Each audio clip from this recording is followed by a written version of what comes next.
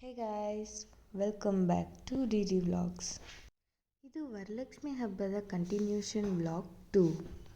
ನೈಟ್ಗೆ ಅರ್ಧ ಡೆಕೋರೇಷನ್ ಮಾಡಿ ಮುಗಿಸಿದ್ವಿ. ಮಾರ್ನಿಂಗ್ ಎದ್ದ ತಕ್ಷಣ ರಂಗೋಲಿಯನ್ನು ಹಾಕಿ ಹೂವು ಡೆಕೋರೇಷನ್ನ ಸ್ಟಾರ್ಟ್ ಮಾಡಿದ್ವಿ.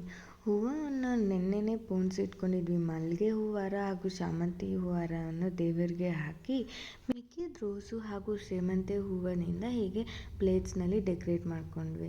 ಹಾಗೆ ನಾವಿಲ್ಲಿ ದೇವರಿಗೆ ಬ್ಲೌಸ್ ಪೀಸ್, ಬ್ಯಾಂಗಲ್ಸ್ ಹಾಗೂ ಅರಿಶಿನ ಕುಂಕುಮ ಎಲ್ಲವನ್ನು ಇಟ್ಟು ಮೊಡ್ಲಕ್ಕಿ ಥರ ಒಂದು ಪ್ಲೇಟ್ನಲ್ಲಿ ಇಟ್ಟಿದ್ವಿ.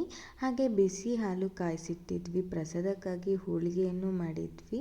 ಹಾಗೆ ಅರಿಶಿನದ ಉಂಡೆಯನ್ನು ಮಾಡಿಕೊಂಡು ಅದಕ್ಕೆ ಸ್ವಲ್ಪ ಗೆರ್ಕೆ ಹುಲ್ಲನ್ನು ಇಟ್ಟು ವಿನಾಯಕನ ಪ್ರತಿಷ್ಠಾಪನೆ ಥರ ಮಾಡಿದ್ವಿ. ಹಾಗೆ ದೇವರಿಗೆ ದೃಷ್ಟಿ ತಾಗದೇ ಇರಲಿ ಅಂತ ಒಂದು ತಟ್ಟೆನಲ್ಲಿ ಆರತಿ ನೀರನ್ನು ಸಹ ಮಾಡಿಟ್ಬಿಟ್ಟಿದ್ವಿ ಫಸ್ಟೇ.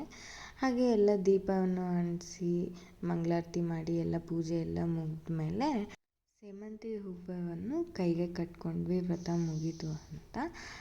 ಹಾಗೆ ನಾವು ದೇವರನ್ನ ಅಲಂಕಾರವನ್ನು ಹೇಗೆಲ್ಲ ಮಾಡಿದ್ವಿ ಅಂತ ಡೀಟೇಲ್ ವಿಡಿಯೋ ಫಸ್ಟ್ ವ್ಲಾಗ್ನಲ್ಲೇ ಹಾಕಿದ್ದೀನಿ.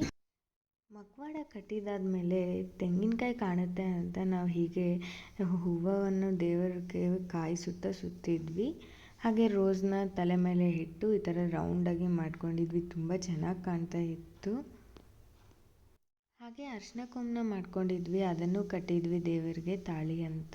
ಹಾಗೆ ಹೀಗೆ ನಮ್ಮ ಪೂಜೆ ಎಲ್ಲ ಮುಗೀತು. ಚೆನ್ನಾಗಿ ರೆಡಿಯಾಗಿ ಮಂಗಳಾರತಿ ಮಾಡಿ ಬಂದವ್ರಿಗೆಲ್ಲ ಅರಿಶಿನ ಕುಂಕುಮ ಕೊಟ್ಟಿದ್ವಿ. ದೇವರಿಗೆ ದೃಷ್ಟಿ ತೆಗೆದು ದೇವರನ್ನ ಕಳಿಸ್ಬಿಟ್ವಿ ನೈಟೇ.